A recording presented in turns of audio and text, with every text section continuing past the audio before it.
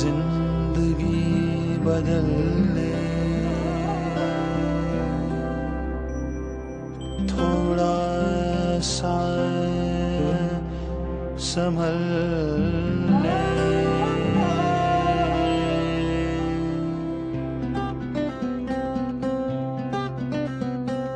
बदलेगा ये नजारा,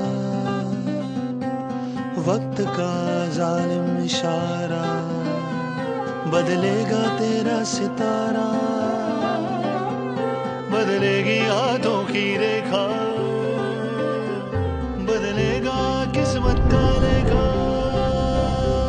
बदलेगा किस्मत का लेखा, बदलेगा किस्मत का लेखा, बदलेगा किस्मत का लेखा। बरसेगा मेघा चैना का, खुशियों से नैना बरसेंगे, चहकेंगे हंसेंगे सब रिश्ते, नामेल मनों के बिछड़ेंगे। तुझे वास्ता तू मुस्कुरा हो मस्त, तू अब गुनगुना आवाज दे, आगाज कर तू खिलखिला, तू झिलमिला। बदलेगा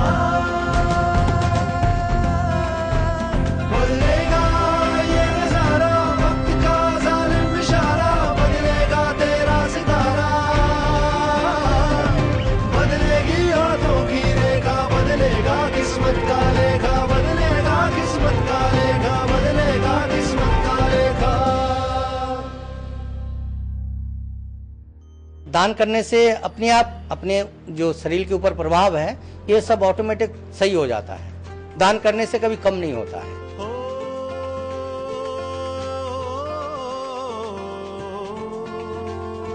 रात अंधेरी तेरी बंदे भोर खड़ी पछताई, तेरी झोरी असुअन भीगी करता जगत हसाई।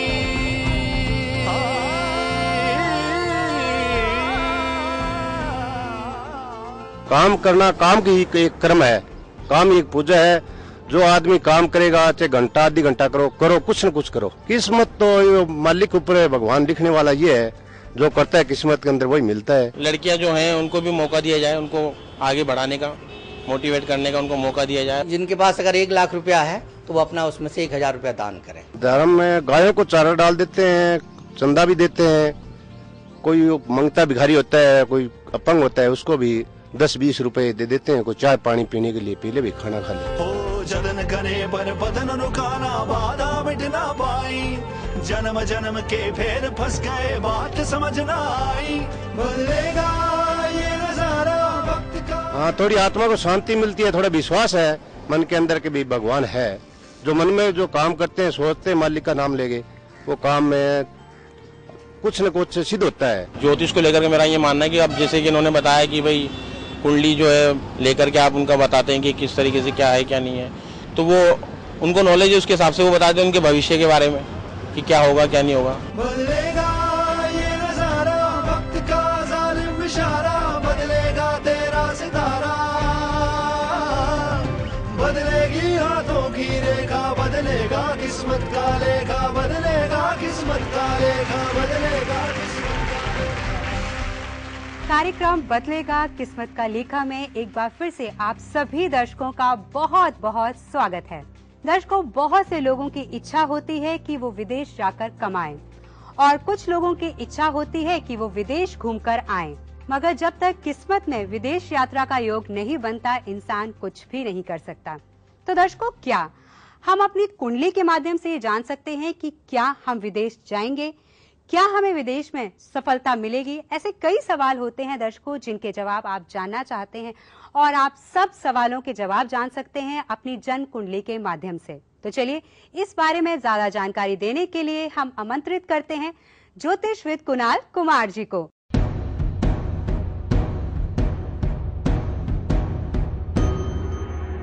कर्मण्येवाधिकारस्ते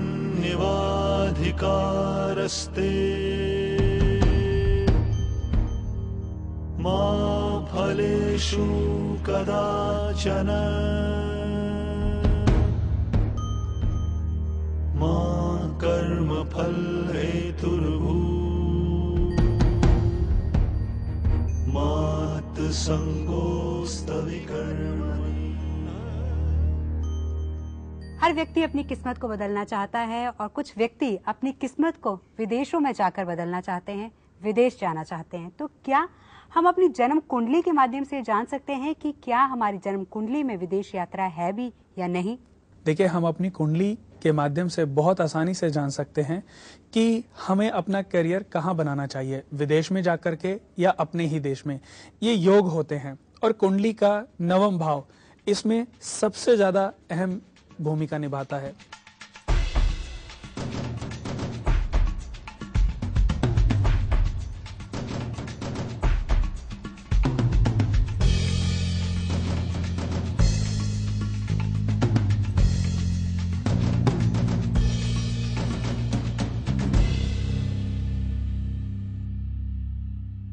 विदेश के लिए कुंडली का हमेशा भाग्य स्थान यानी कि नवम स्थान सबसे ज्यादा महत्वपूर्ण होता है। एक कुंडली बनाई है हमने, तुला लगन कुंडली। इस लगन कुंडली में सूर्य बुध लगन में बैठे हैं। बुध केतु शुक्र की युति कुंडली के द्वितीय भाव में बनी हुई है।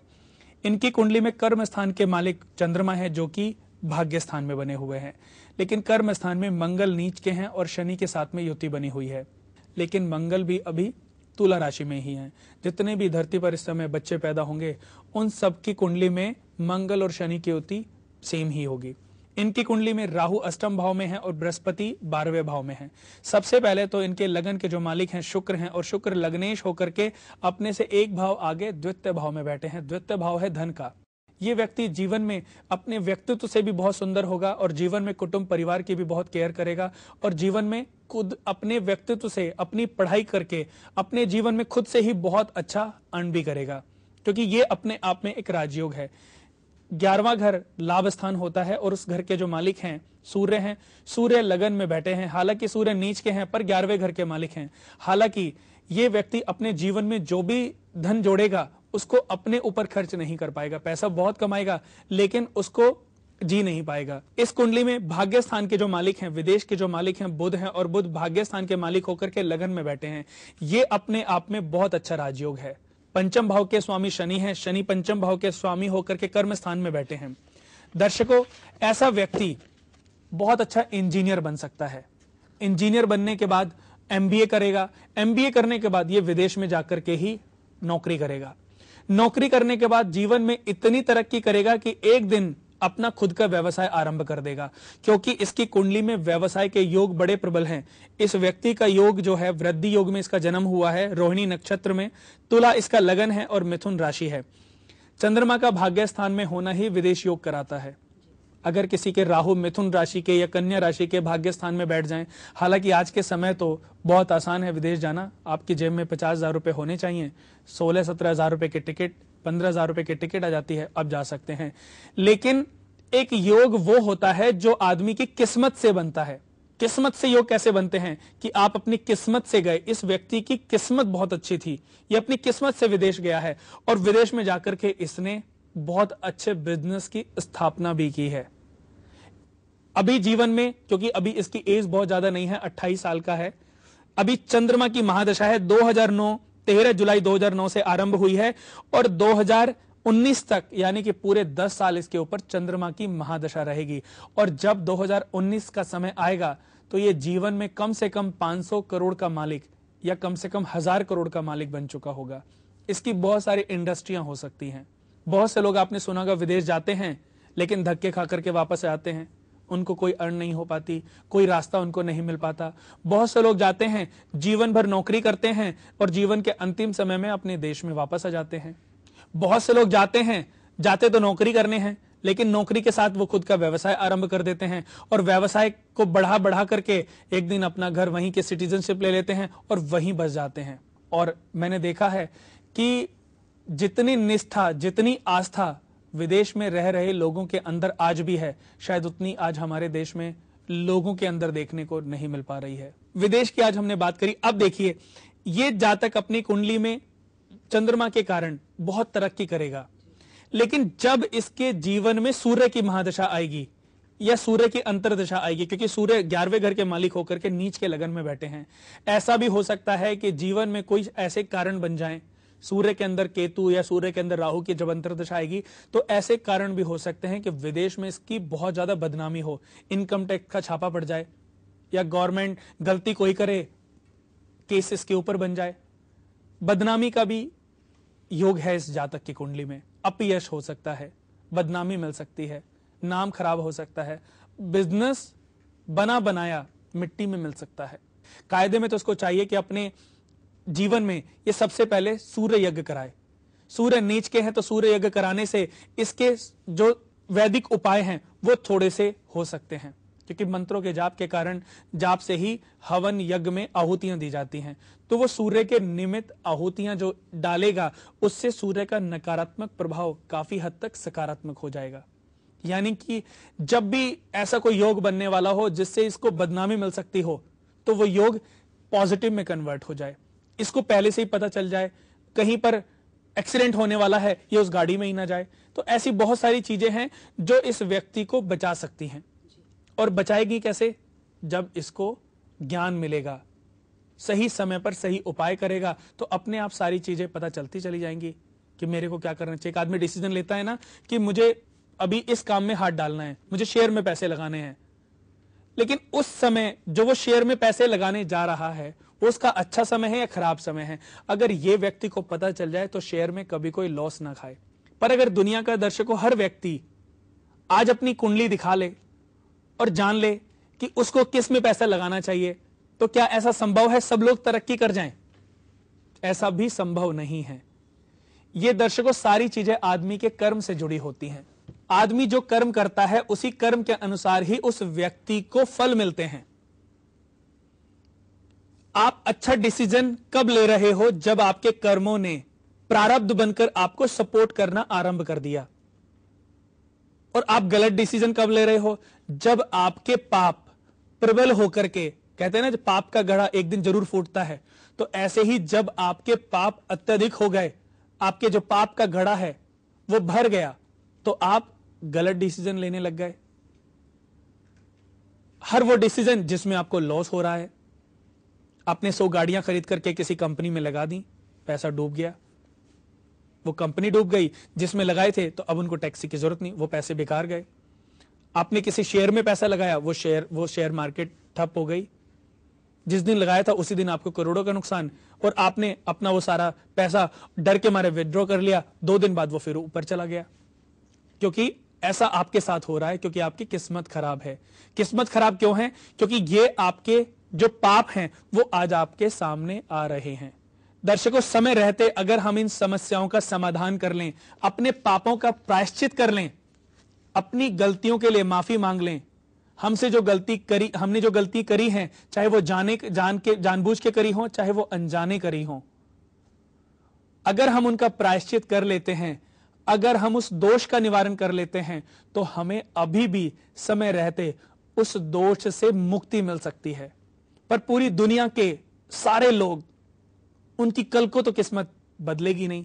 अगर वो चाहते हैं कि मेरे माध्यम से किस्मत बदल जाए, तो कल का दिन अगर होगा तो सारे लोग मुझसे नहीं मिलेंगे, मुझसे वही मिलेंगे समय आने पर, जिसका अच्छा समय आता चला जाएगा। जब समय अच्छा आएगा मैं उनसे जाके मिलूंगा या वो मुझसे मिलेंगे, क्योंकि ये योग ना वो मुझसे मिलना चाहते हैं ना मैं उनसे मिलना चाहता हूं। ये योग तो ईश्वर बनाता है। ईश्वर चाहता है कि अब इसका खराब समय खत्म हो गया, अब इसका अच्छा समय आना है। अब जब उस व्यक्ति का अच्छा समय आना है तो ईश्वर कहते हैं इसके माध्यम से मुझे 4 लोगों का और भी भला करना है।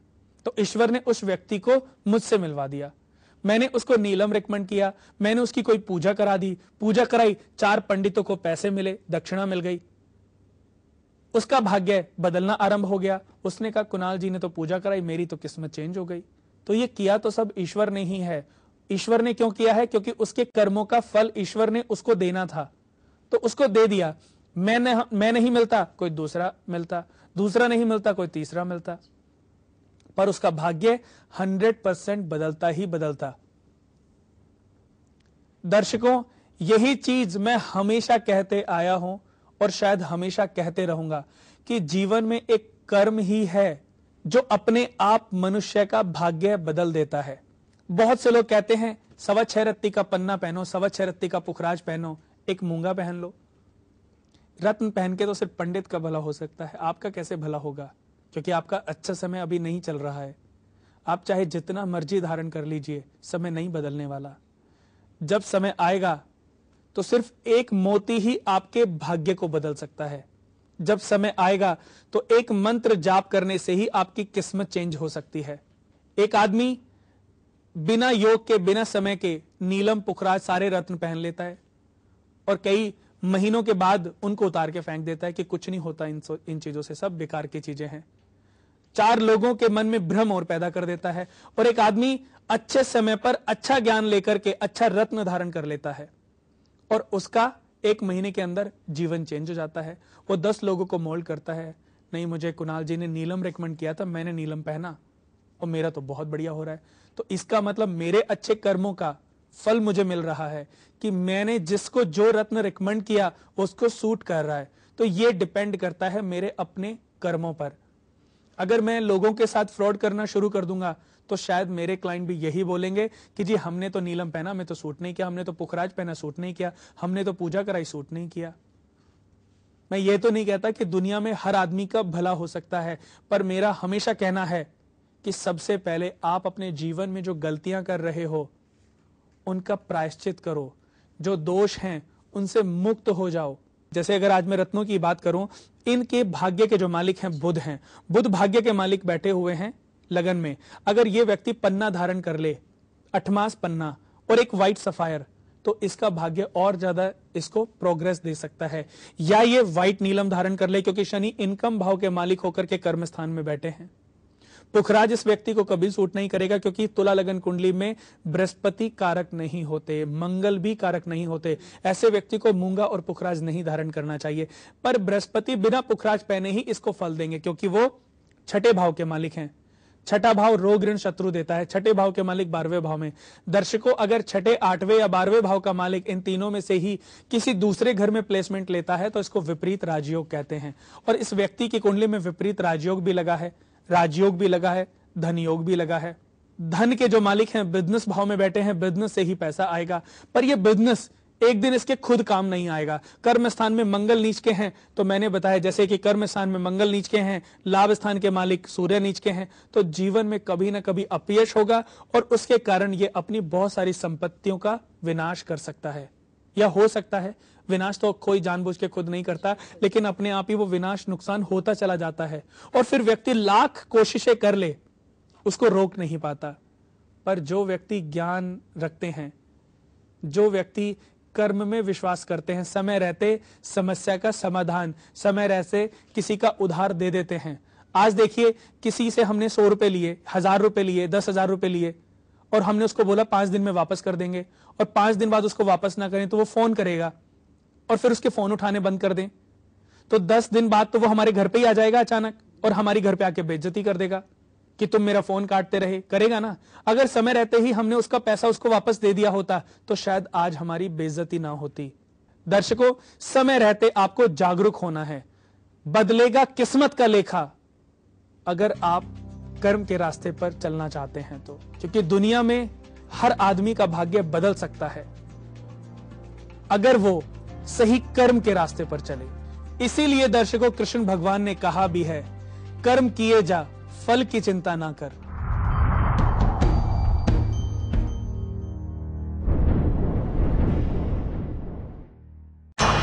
जिंदगी की मुश्किलों के भंवर में फंसा इंसान कैसे पाए अपनी मुश्किलों और परेशानियों का हल? क्या है इसका कोई उपाय, कोई रास्ता? ऐसी ही बहुत सी परेशानियों से ज्योतिषविद कुणाल कुमार जी का सामना हुआ तो ज्योतिषविद कुणाल कुमार जी इन परेशानियों का उत्तर खोजने में लग गए। दिन रात की अथक मेहनत से आखिर इन्होंने अपने अनुभव एवं अध्ययन को एक समुचित कुंडली का रूप दे दिया। जी हां, इसी कुंडली पुस्तक का नाम है अद्भुत जीवन संग्रह। ज्योतिषविद कुणाल कुमार जी के गहन अध्ययन का परिणाम है अद्भुत जीवन संग्रह। मुश्किलों से घिरे हुए इंसान के लिए आशा की किरण है अद्भुत जीवन संग्रह। अद्भुत जीवन संग्रह में हर परेशानी का, हर मुश्किल का हल समाया हुआ है।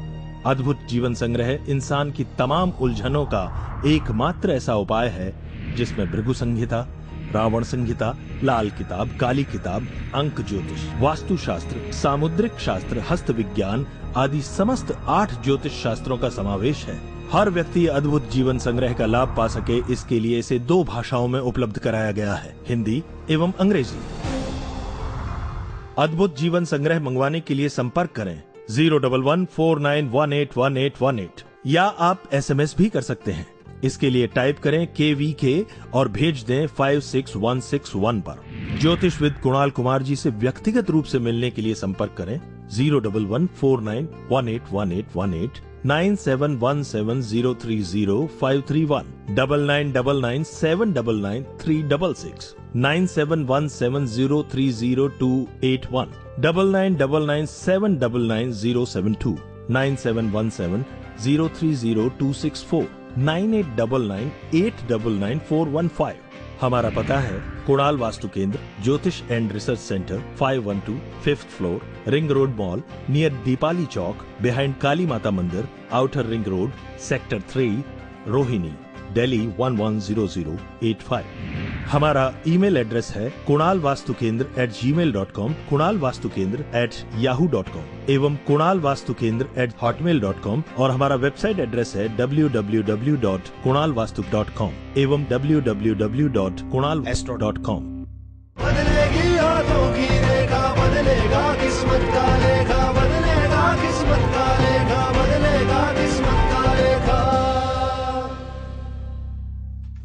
तो दर्शकों, हम पहुंच गए हैं अपने कार्यक्रम के अंतिम पड़ाव में, जिसका आप सबको बहुत ही बेसब्री से इंतजार रहता है, क्योंकि इसके माध्यम से आपको मिलती है ढेर सारी जानकारी। आज एक बार फिर से हम बात करेंगे किसी एक और दोष के बारे में।